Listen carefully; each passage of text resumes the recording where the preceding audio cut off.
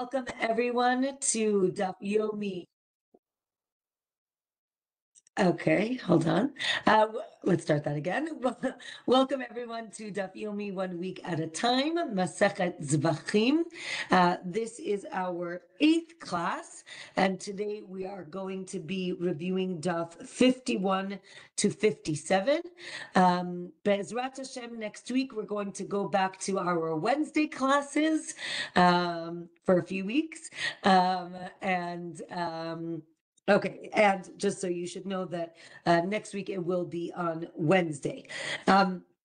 Okay, today we are going to talk about the leftover blood that is after the blood was sprinkled on the Mizbeach, on the altar. We're going to spend a lot of time on the Mizbeach today, but after the blood was placed or sprinkled on the Mizbeach, the altar, it needs to be spilled on the foundation of the altar, which was called the Yisod.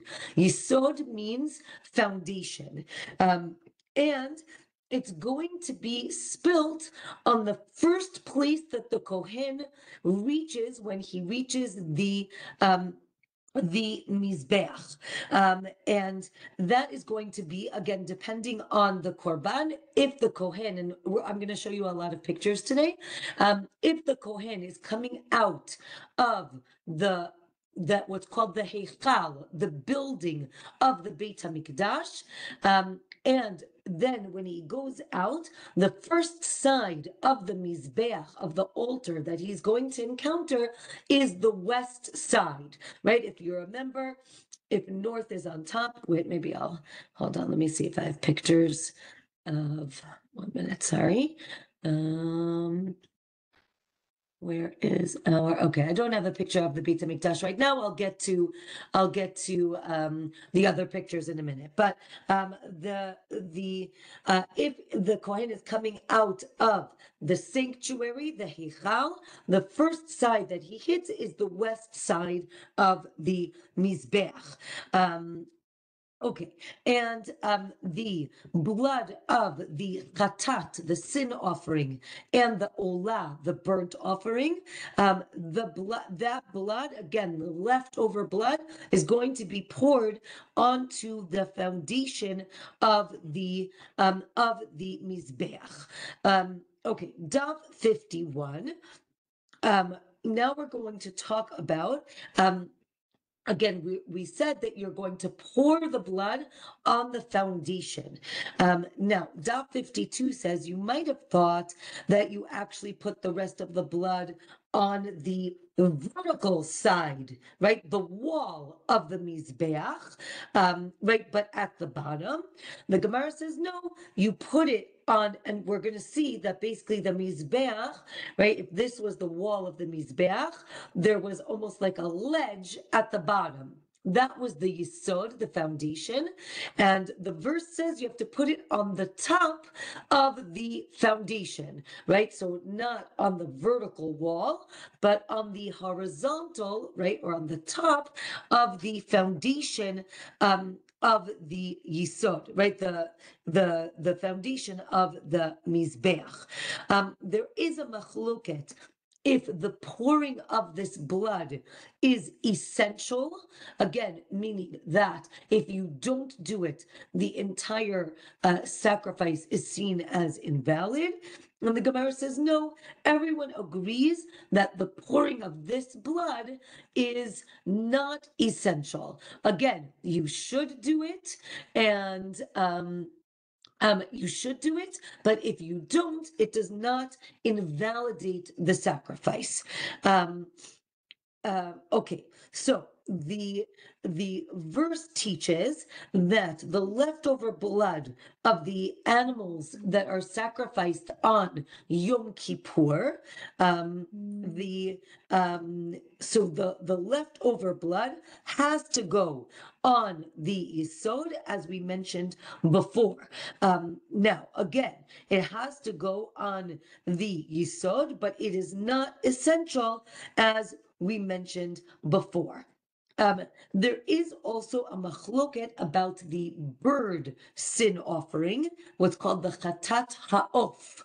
And we'll talk more about this, but basically what they did was they would sprinkle the blood of this bird on the altar. And then the question is, if you have to, sorry to get graphic for a minute, but do you have to squeeze out the remainder of the blood onto the altar, right? Again, that is what we would call shirayim, the remnants, the leftover blood. And there's a machloket if that is essential or not. Now, the chatat, the sin offering, the kohen is going to be able to eat from that sacrifice. Now, only if the application of blood was done properly. Again, what's called zrikat hadam, the sprinkling of the blood on the mizbeach. It must be done properly, and then the kohen can eat from the animal. If they put only one of those applications in the right place, then it's valid. But if you put it in the wrong place on the altar, on the mizbeach, it is invalid. You do not get atonement for the sin, and the kohen cannot eat from the sacrifice.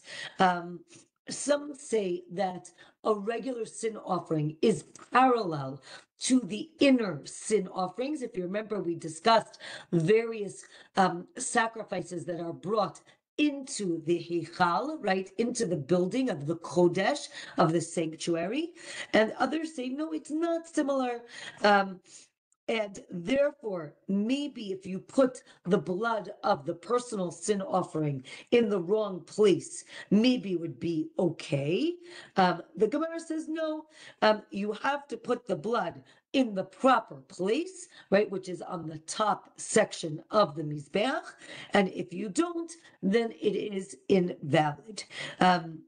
As we know, the inner chatat, right, the sacrifice that's done in the sanctuary needs application of blood on the, not really on, but in front of the curtain of the parochet, and on the gold on the inner altar, on the mizbeach hazahav.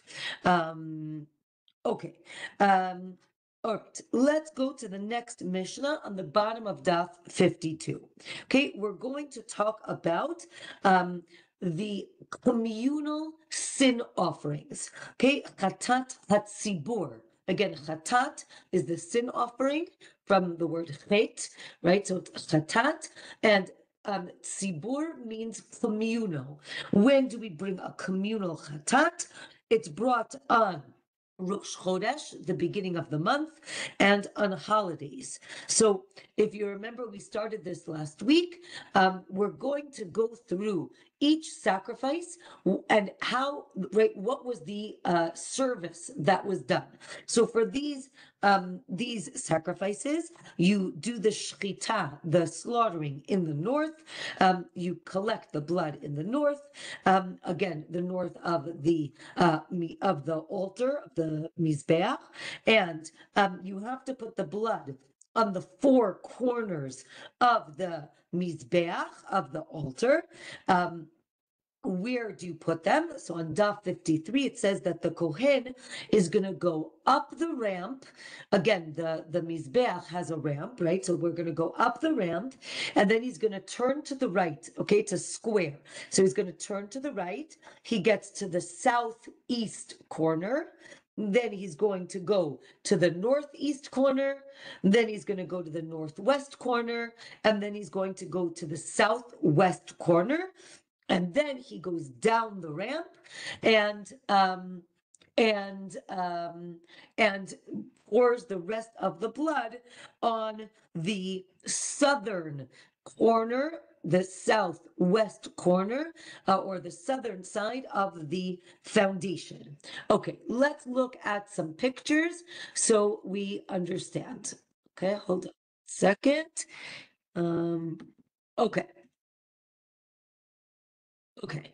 Now the Gemara discusses, again, the Kohen is going to be on the top of the altar.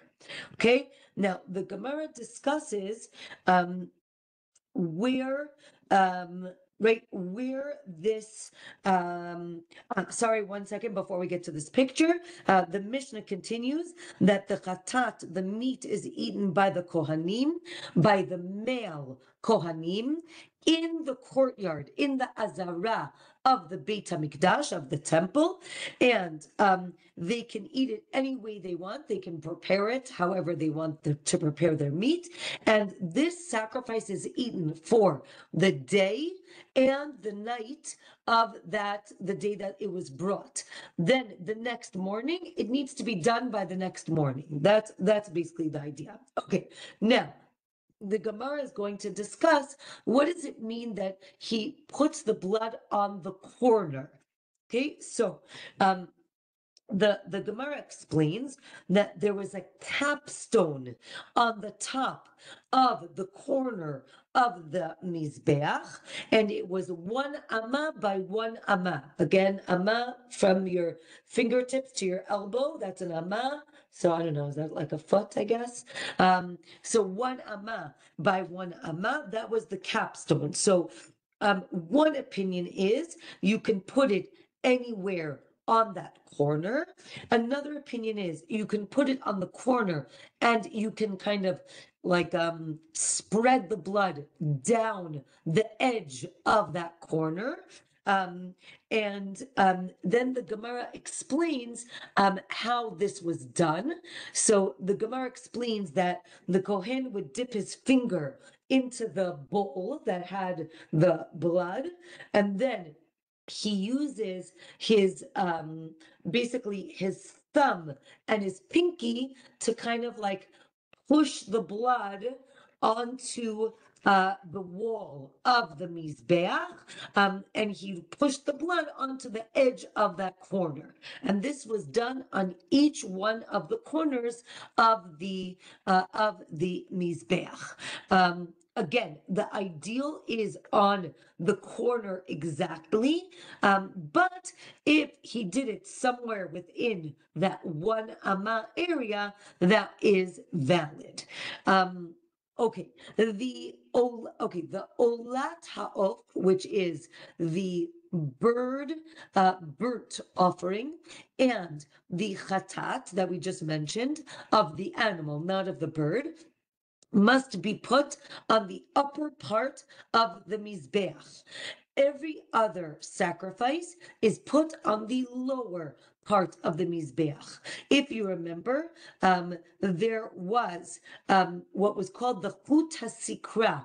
There was a line around the altar, and that divided the upper half or upper part to the lower part of the Mizbeach. It was actually, the Gemara describes it as a red line that went around the Mizbeach.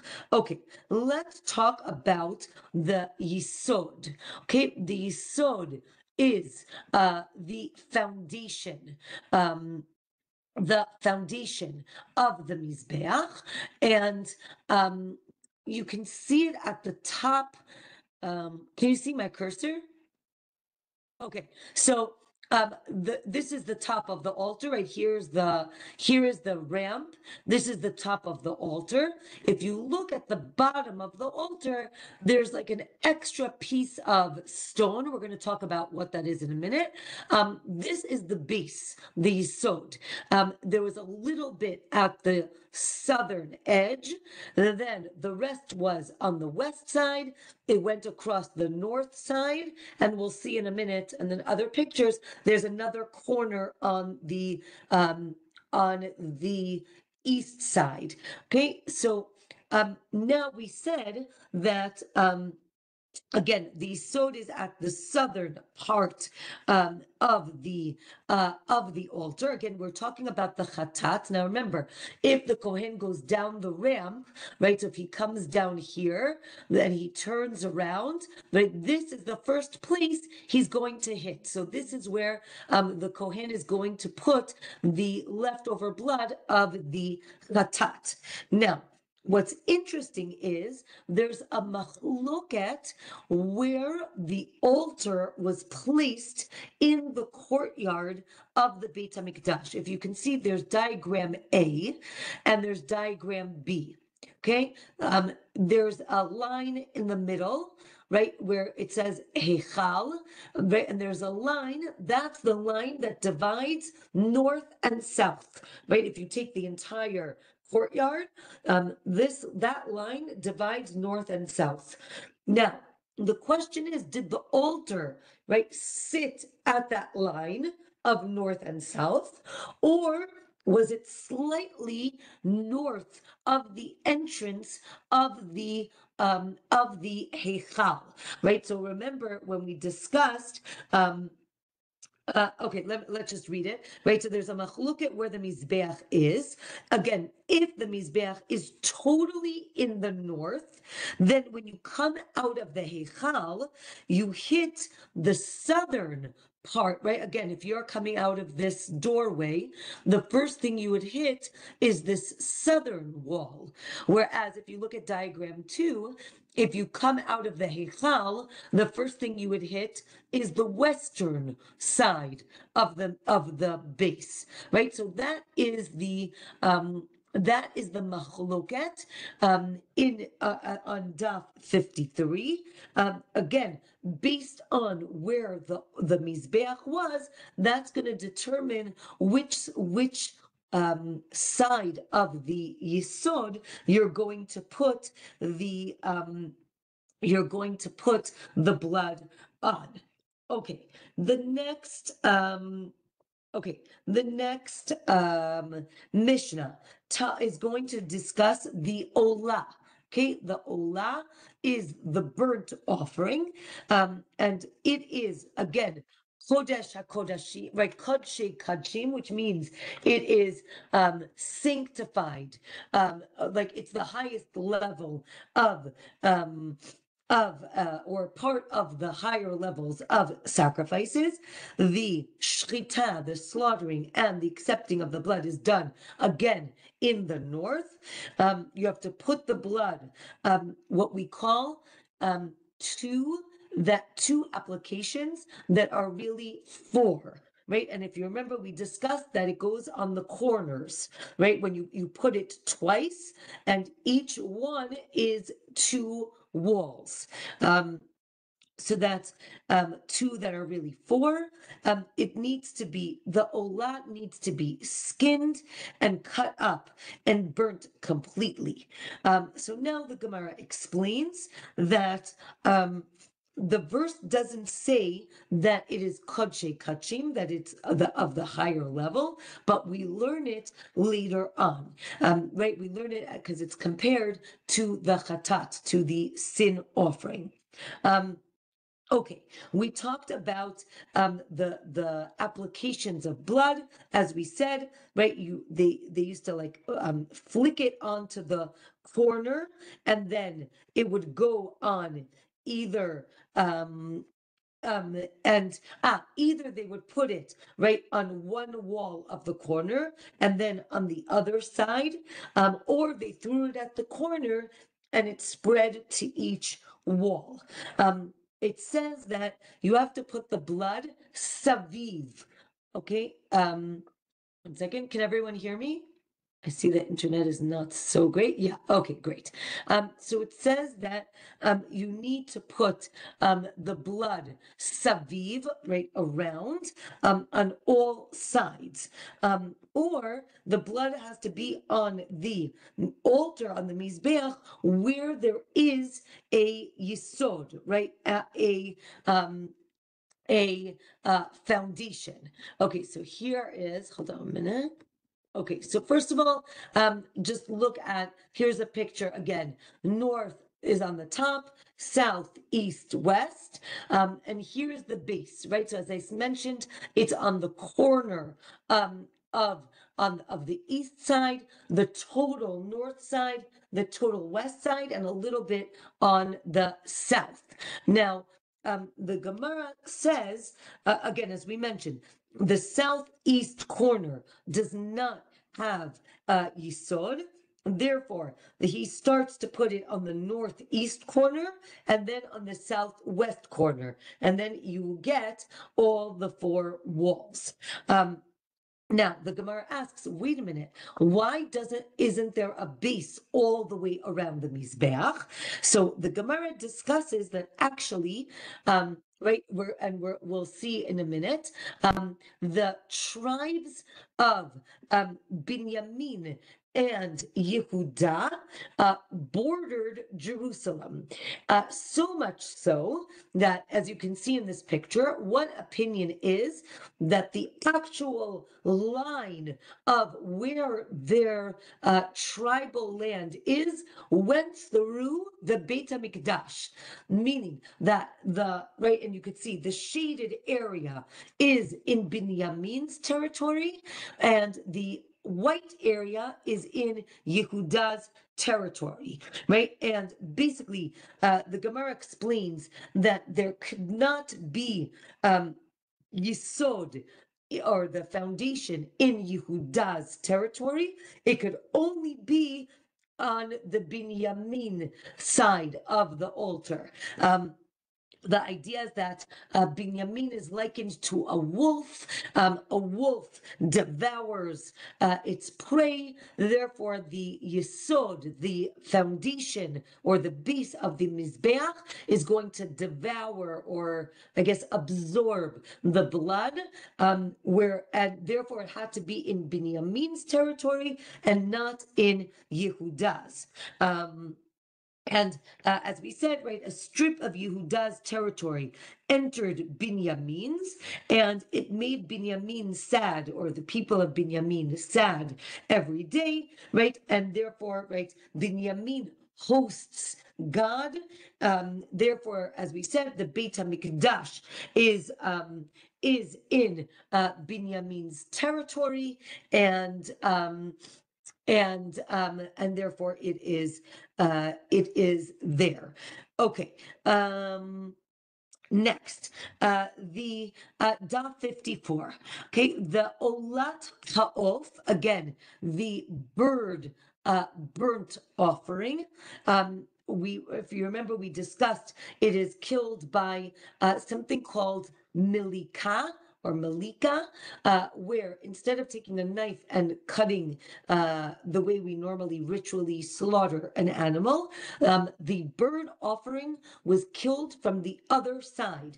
They would hold the bird in their hand, and the Kohen actually had a very long thumbnail, and he would basically cut the bird's neck, sorry to be graphic, basically from the back to the front, and that was called milika. That is, and the Gemara describes it as like the hardest thing that they could do.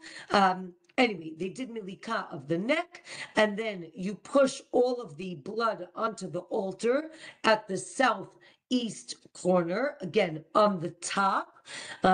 Now, we just said, wait a minute, the southeast corner does not have yesod. How could you put blood there? So the Gemara says, no, it's okay because it's in the airspace of the Mizbeach. And as you can see, the entire Mizbeach is seen as in the tribe of Binyamin. And therefore, it was okay. It's just the ground that is Yehuda. Okay. Now, next picture. Hold on. I told you we have a lot of pictures. Now, here we're going to discuss what the Mizbeach looked like. So first, look at the top right. As we said, there's the ramp, and then the Mizbeach itself. And you could see at the bottom, there's the Yisod, then there's the altar, and then there's the upper part where they were able to walk around the Mizbeach. Okay, so now the Gemara discusses that the base on the north and west side, and 1 amah on the south, and 1 amah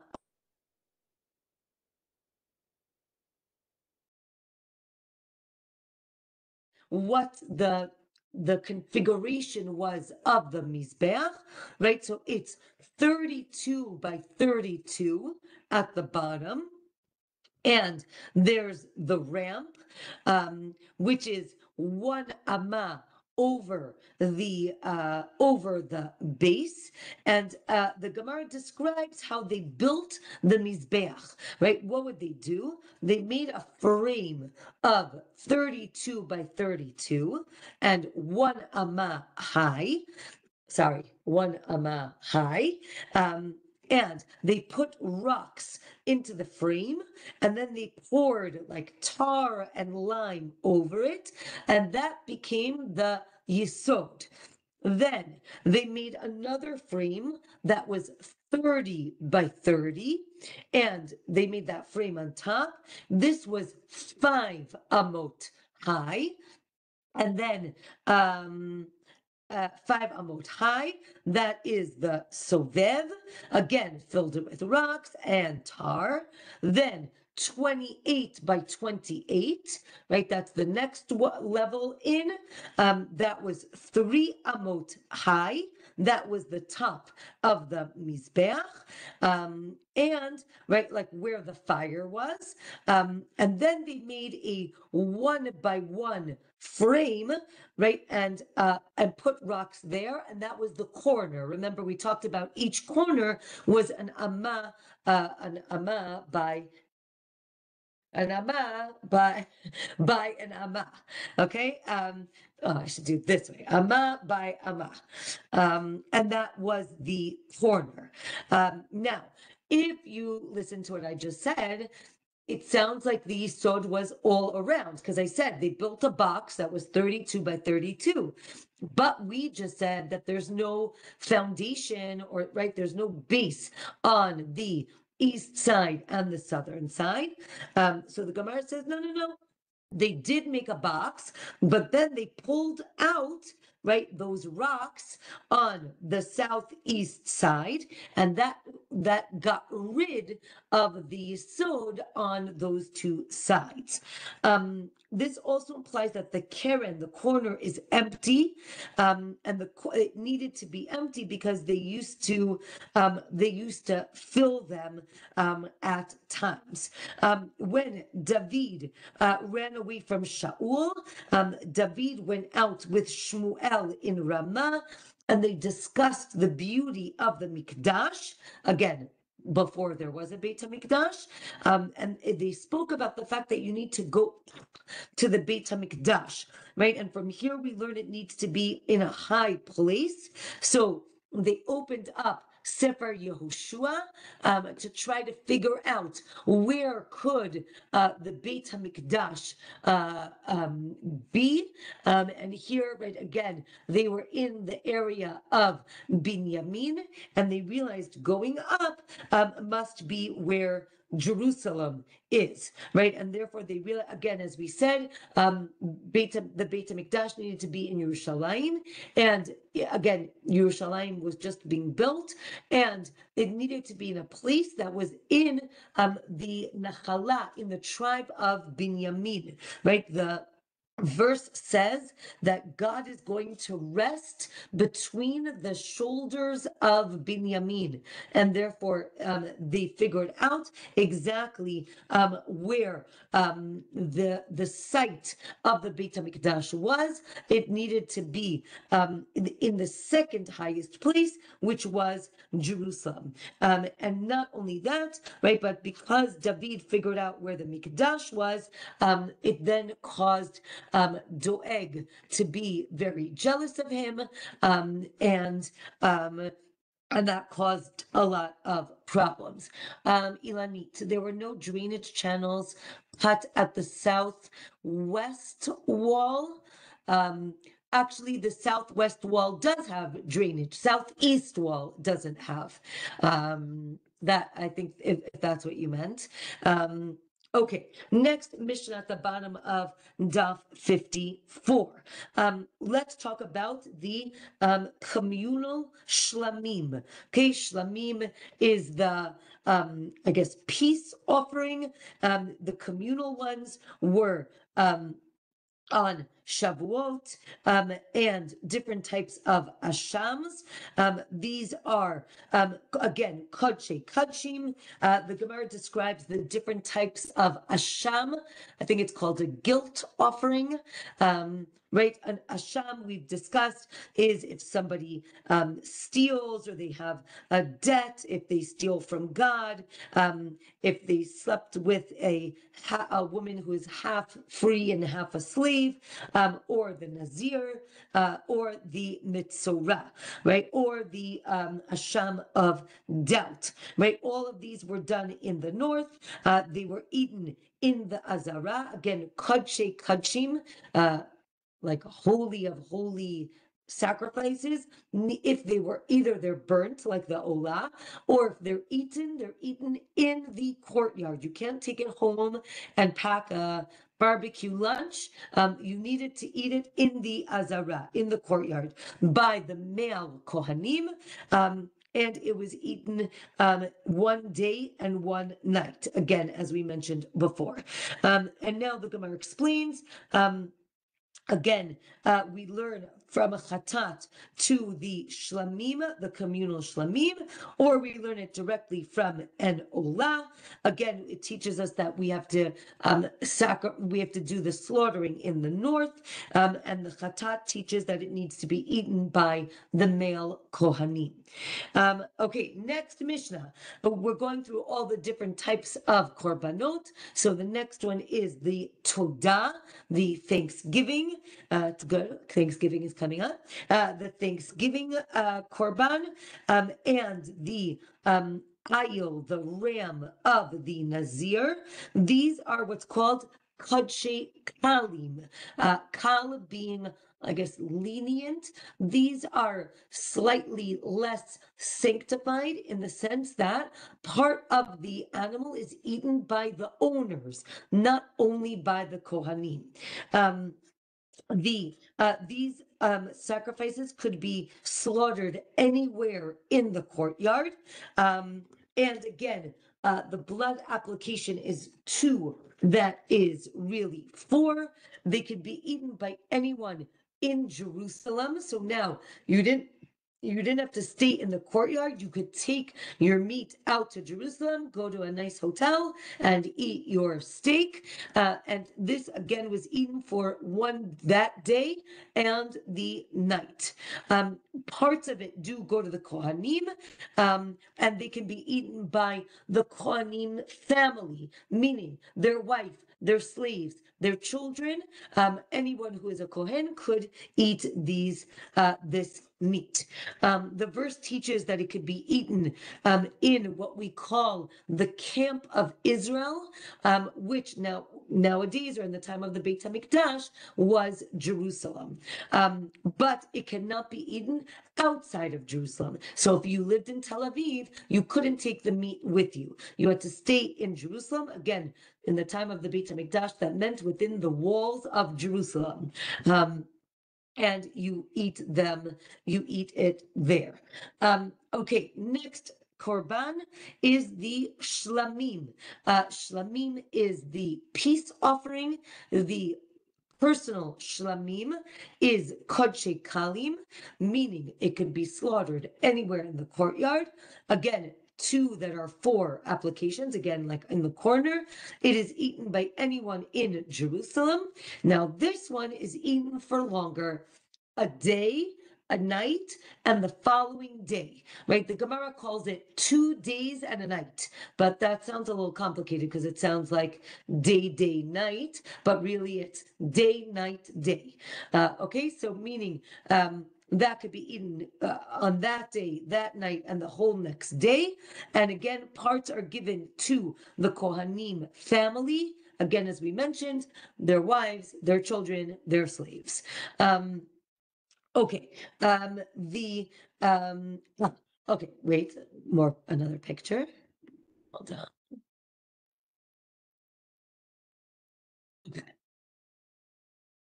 All right. The verse says 3 times that you need to shecht, to slaughter the animal in front of the Ohel Moed. Okay, so here's also, this is a good picture for what we were discussing before, right? And here, actually, they make the altar much lower down, but we were discussing, again, the building on the left is what we call the Heichal.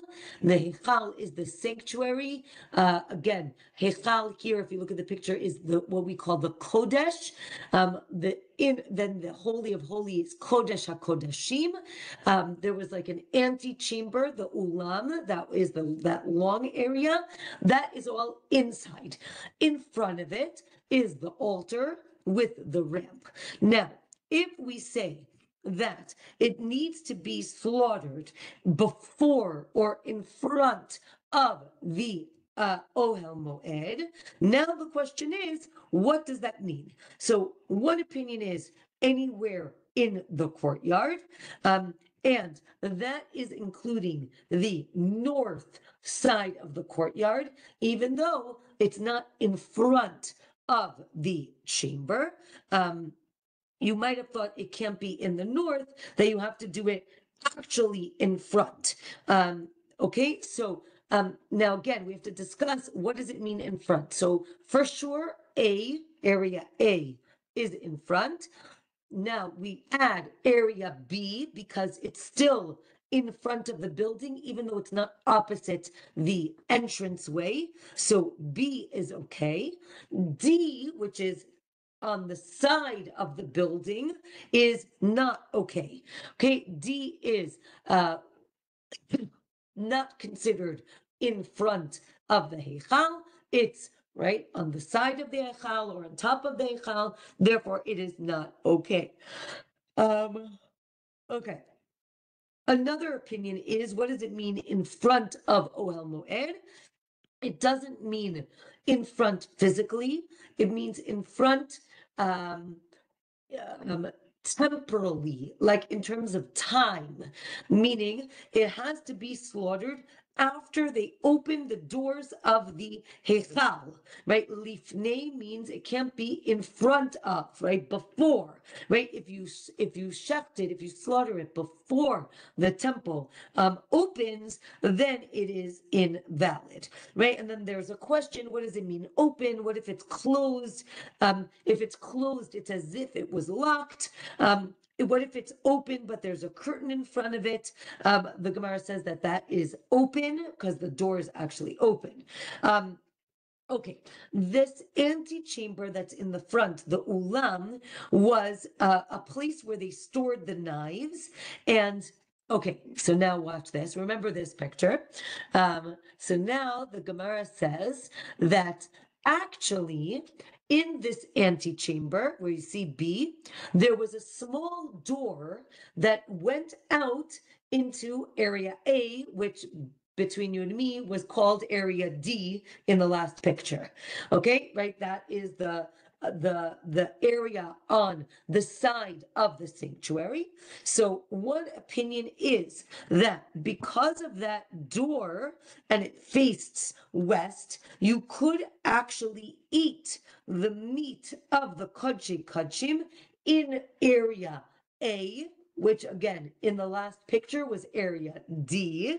And maybe you could also slaughter the animal in that area. Remember, we said, oh, no, you can't slaughter the animal in the area. Now the Gemara says, well, actually, because there is that opening, that doorway, then it is considered in front of the Heichal because of that door. Then, 1 second, another opinion is, 1 second, let me just this. Okay. Now there's 2 opinions, right? Either the door was, again, as you can see, like at the top left, right? The door is sideways, or, right, and therefore that little area on top where it says side of the ulam would not be okay. Or an opinion was that no, the door was actually in the corner, and therefore the whole area is considered okay. and you could eat anywhere in that area. Another thing, the Gemara says on the top right here that in the back of the Beit HaMikdash, there was a small opening, and because of that opening, you could actually even eat the meat on the back side of the mizbeach. Of the hechal. Okay, and then therefore you could eat even in the back, and therefore you can even shecht in that area the animal, and then eat it after the blood was put on the altar. Okay, next, Daf 56 tells us that the Azara, the courtyard, was 187 by 135 amot, and the whole the whole area for eating kachim and slaughtering kachim kalim, and where you're liable for impurity, right? Again, that would be the northern side. This excludes the offices that open up into the courtyard, but if an office opened up into the Azara, actually into the courtyard, it would be considered sanctified, maybe biblically or maybe only rabbinically. And then the Gemara says, biblically, deoraita, you can eat kodshe kachim, again, the sanctified meat in these areas, but you cannot slaughter there. Again, the slaughtering needs to be done on the north side of the courtyard, and not where we just mentioned. Right, the door on the side was there only to allow shchita over there, but not eating, which is another opinion. If you didn't sprinkle the blood of the sacrifice during the day, it becomes an invalid sacrifice. You are not allowed to do it at night. Okay, let's say you slaughtered the animal and you had intent to eat it on the third night. Remember, again, which you're not allowed to do. Now, if it's a shlamim, maybe it would be valid, or maybe it would be pigul. Now, the Gemara explains why. We said that for a shlamim, you can actually eat it the day, the night, and then the day. Now, let's say I had intent for that other night. Now, you're not allowed to eat it that night. However, the Gemara explains it's not seen as what we call notar, left over, till the following day. And therefore, the question is, what is the status of this meat that night? One opinion is it's invalid. The other opinion is it's not as invalid and it doesn't make a pigul sacrifice. Excuse me. Okay. Next. Again, sanctified meat that can be eaten for one day. If you have intent to eat the meat the next day, it's pigul. Now, again, as I mentioned, what about the third night? Again, for shlamim, again, maybe it's 2 days and you also get the following night, or no, you just get day, night, day. You don't get the extra night. Okay, the last Mishnah for today is going to finish up the list of sacrifices. So we have left the Bechor, the firstborn animal, the Maaser, the tenth, the tithe, and the Pesach. These are Kodshei Kalim, and therefore the Shchita, the slaughtering, could be anywhere in the Azara on in the temple area. It only needs one application on the altar, not 2 and not 4. The Bechor is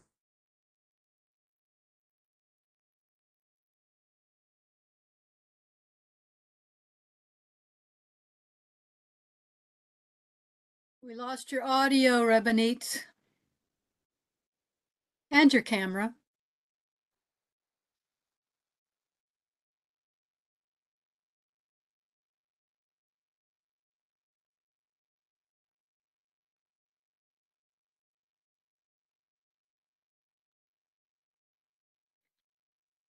Yeah, here also. Well, we're all still there. What happened to her? How about Lynn? Hi, Nira. How are you? Yeah. Good in Jerusalem. Yeah. Is it starting to calm down a little bit in Israel? Oh, every day there's news. Never It's not. a It dull is, or moment. it is, or it isn't. It is. Okay. Well, I don't know how long it'll take her to get back, but you remember when she was discussing the altar, the mizbeach, the altar itself, and he said they used to be able to walk around the top. Well, looking at the numerical values, 32 and 32 together is 64, but you only have 62 inches, so that only leaves a 2-inch walkway with nothing to hold on to. I can't even image that. No, Yeah, no. these weren't inches. These were a moat, I think. Oh, Yeah, thank lots you. of room. Lots of room. Yeah, lots of Mhm. room. Thank you. Huh. And anyhow, an emote is 18 to 24 inches. So you're right. It could be pretty. It could be quite a way. It could be 2 feet even. Yeah. Yeah. Hmm? Okay. Well, let's see here. We have 12 minutes. Hey, where are you talking from? I live in Sun Lakes, Arizona. You knew about the Arizona, but we moved about a year and a half ago. We downsized. I told you about it. And we have a new floor finally. Mm. Oh, nightmare. It was a money pit. But it's calming down in this house too. I Yeah. see she's still recording, so hopefully she can Uh-oh. Did she edit record this everything we said? and Okay, put sorry. in whatever she still wants to say. Uh, okay, get rid of that part. But I was glad to find out that my memory was holding. 2 years ago, I stayed in Rabbi Cook's, Kook's, Mhm. Rav and Cook. it's Yeah. in his house, and they rent out the rooms. He's And very famous. and I feel safe there. I really do. Yeah. Okay, I think she's rebooting. I see she Okay. dropped out, so she's probably going to pop in again. Okay. Well, you know the technical language. Yeah, popping in and popping out is very high-tech language. That's kind of funny, Lynn. Hey, by the way, Lynn, what's your Hebrew name? Ilanit. Okay, Ilanit. So, oh, I see. There is a difference between the length of those two. One is like an I, and the other's a llama. I mean, I get it. Okay. It's Yeah, pretty. Ilanit. What does it mean? Anything you know? Ilanit It's is a flower. guys are called Elan. Hey, she's back. I'm back. Okay, I'm okay, back. okay. There Thank you you. are. My internet went down, but I'm glad you all stayed on. So hopefully it's still recording. Okay. It is. It's recording, and you'll have to edit what we said. Okay. I don't know. It is what We it were is. kind, but we told you about some other stuff. Sorry. Okay. No problem. Okay. Fine. We were in the middle of talking about the Bechor, the Pesach, and the Maaser. So we said the Bechor is eaten by the Kohanim, Maaser is by everyone. Pesach is eaten by only the Pesach is Bechor and Maaser are eaten for the day, the night, and the day. Pesach, which we've learned before, is only eaten that night till midnight and is only eaten by the people registered for that sacrifice. Okay, the Gemara explains that a verse connects all three, and therefore we learn it. We learn for all three that it has to be opposite the base from the Olah. Daf 57. Again, it tells us that the Bechor again is for the Kohen and is eaten for 2 days and the night. And the Gemara gives a great story about the sages discussing this concept in Yavne, which exists, by the way, nowadays. Actually, my husband went to yeshiva there, and there was a student who came from the north, and his name was Rabbi Yossi HaGalili. Right, Galili means Galilean. Right, he came from the Galil, and he actually asks for the source, and there's a whole conversation, and it's really amazing that there's this whole conversation. Again, if you remember, the sages talking in Yavne is after the destruction of the temple, but they felt it was very important to discuss the laws of the temple. They were keeping up with the tradition, again, in the hope that the Beit HaMikdash would be built very soon. So it was just very interesting to hear the conversation. Rabbi Tarfon is there, Rabbi Akiva is there, and they discuss who can eat what and how we learn again from a hekesh to another hekesh, which is something that we discussed last week. And then we discuss again last week we talked about the different principles in understanding verses. And again, hekesh was when there were two topics that were linked in the same verse, and we're not allowed to learn one from the other. Again, like daisy chain them, but the Gemara here discusses what if part of the law is learned explicitly in the verse and the other part of the law is learned through the hekesh. Now can that go and teach through another hekesh? And there are different examples of this on Daf 57. And we'll finish off talking about the Korban Pesach, right? As we know, Korban Pesach is eaten till midnight. Rabbi Elazar ben Azariah, who we see in the Haggadah, right, teaches us that just as God passed, in Egypt at midnight, so too we have to eat the Korban Pesach till midnight. Another opinion is it needs to be eaten in haste, as the verse says, right? And when were they in a rush? They were in a rush at night because they didn't leave at night. They left in the daytime. So maybe rushing means during the day, or at least at the end of the night. The Gemara says no. The verse says it needs to eat. It needs to be eaten balayla hazeh, on this night, and therefore you have to eat it by midnight. Another opinion is, if you remember, on our first daf, almost 6 years ago, we learned that there are certain laws or certain things that need to be done. Really, you have all night to do them. However, the rabbi said you have till midnight, lest you forget to do it. Right, again, how many things do we remember to do at 3 a.m? So I'm going to tell you, you have to do it by midnight. But really, it could be done till sunrise or dawn. Right, that's the discussion of Arvit, davening at night. So the Gemara says, well, maybe midnight is so that you don't forget, but really you can eat it till daybreak. The Gemara says, no. Oraita from the Torah, you need to eat it by midnight. And this is according to Rabbi Elazar ben Azariah. And with that, we finish the 5th chapter of Masechet Zevachim. So, kol hakavod to everyone. And as I mentioned, next week, Bezrat Hashem, it will be on Wednesday at our regular time. Okay, 2 minutes of questions.